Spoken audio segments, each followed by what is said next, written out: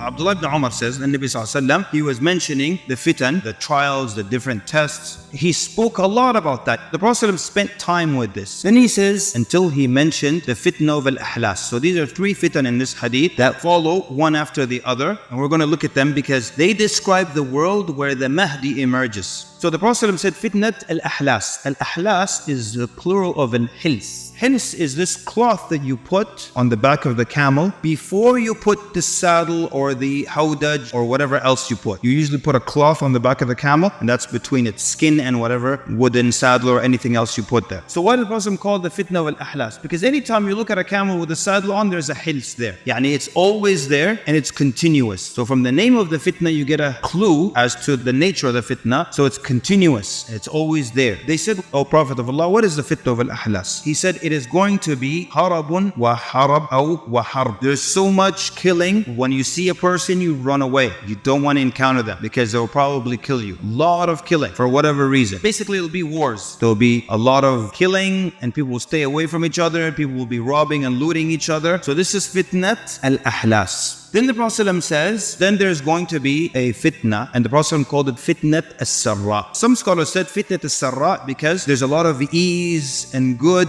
and that's the naming. The other scholars said the enemy is pleased with this fitna that's afflicting the Muslims, so it's making them happy. That's why the Prophet called it fitna as-sarra. But it'll be due to a man who is from my family, yani his lineage traces back to the Prophet ﷺ. But then the Prophet distances himself from him. He says, but he is not from me. He is from me, but he is not from me. Meaning, he is from me, but because of his behavior and his lack of righteousness, I am distancing myself from him. So he's not from me. And he says that my close friends are al-muttaqun, the people who have taqwa. Then people will unite under a man, kawarikin ala dila. This is an expression to show lack of stability. Yani he's going to be unstable. Then the fitna of ad-duhayma. Sometimes in English books, you'll find this translated as the little black fitna. But in Arabic, sometimes you use the diminutive form to show that it's big. So duhayma here doesn't mean the little black fitna, it means the big black fitna. It does not leave anyone from this ummah except that it afflicted him. And then it says every time you think it's over, it comes back again. A man will wake up a Muslim and by evening he'll be a kafir, until the people of the ummah Muhammad will split into two camps. A camp of iman in which there is no hypocrisy, and the camp of hypocrisy in which there is no iman. Which camp is the Mahdiyan? The iman camp, right? Then he says, when that happens, expect the Dajjal that day or the next.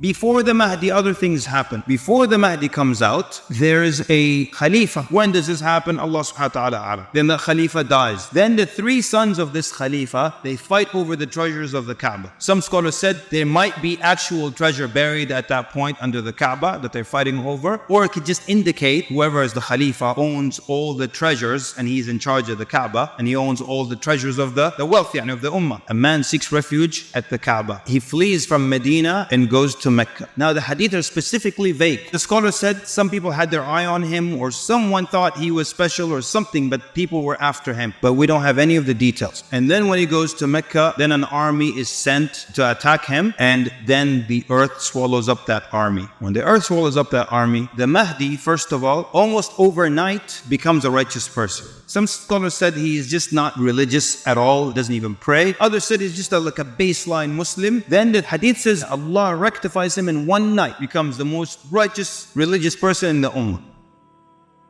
Let me just end up with this hadith. I'm just going to read it. It's a hadith from Sunan Abu Dawood. It says, when Bayt al-Maqdis is taken, Medina will become abandoned. And there are many hadith about the abandonment of Medina and how the Masjid al-Nabawi will become completely empty and deserted, and two wolves will come and urinate on the mimbar of the Prophet ﷺ. It's very heartbreaking, these hadith. When Medina becomes abandoned, there will be a great battle. This is the battle between the Muslims and the Europeans. Initially, it was the Muslims along with the Europeans as allies fighting a common enemy, the hadith says. Then once that's over, the Europeans betray and turn on the Muslims, and then this is what they call Armageddon. These battles take place. And then Constantinople will be conquered, which is Istanbul. They see how mind-blowing this is? Istanbul is going to be conquered by the Muslims. Istanbul is going to be conquered by the Muslims in the future. So that means we lose Istanbul. The point is, Constantinople will be conquered, and when Constantinople is conquered, the Dajjal will appear.